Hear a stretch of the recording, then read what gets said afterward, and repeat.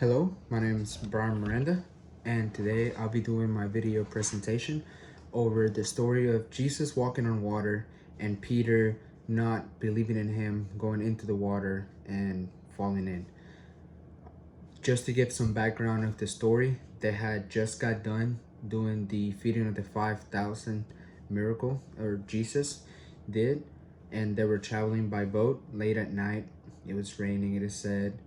Um, they were on a boat, so Jesus had stayed behind to pray, and they were on a boat crossing, and all of a sudden they see Jesus walking by, which at first they thought it was a ghost, and I can quote, "It's a ghost," they said, and cried out in fear. So they were very scared.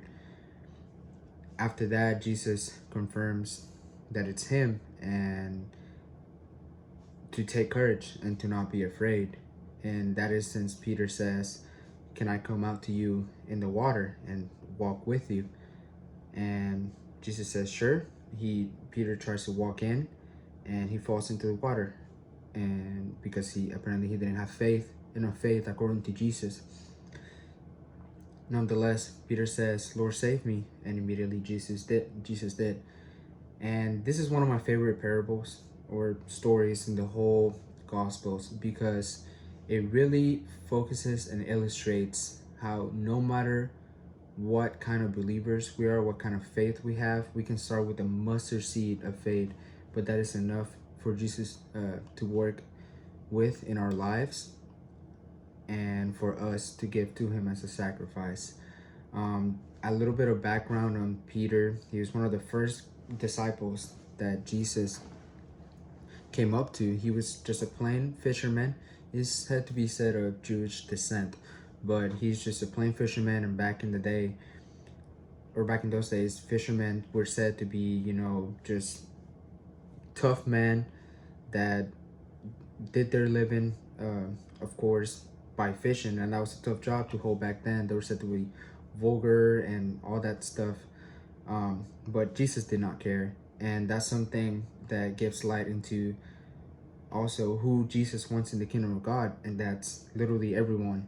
Something that we've touched on in class that I've really never paid attention to up until now was how much inclusion God gave to the Gentiles as well, not only to his Jewish people, which he promised in the Old Testament, but also to the Gentiles, the Samaritan woman. Also, I really like that story of him letting help her in the well. But yeah, Peter was a perfect testament of who Jesus wants to be his disciples, which is literally everyone. He can take a vulgar physical fisherman who's living a sinful life and dropped everything for him, for Jesus, and then eventually becoming the rock that Jesus built his church upon, which was claimed by him. Peter not only failed there, but he also failed, denied him 3 times when they were in, when Jesus was about to be crucified, and they were in Jerusalem and stuff like that.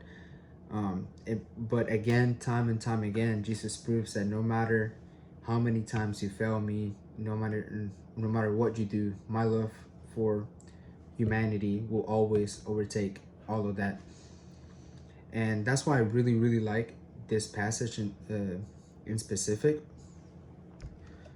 because it gives me hope that no matter how much I sin, which of course we should strive to not live in sin, but of course we're humans, so we're always going to fall into it.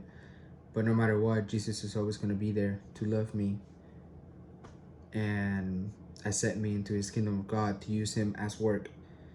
Because like I said before, somebody who Jesus said, "You were a little afraid, why did you doubt on me? Why didn't you come took my hand outside the boat and walked on the water with me? You could have done it if you would have believed." Even then, Jesus took him and built literally his whole church upon just a simple fisherman.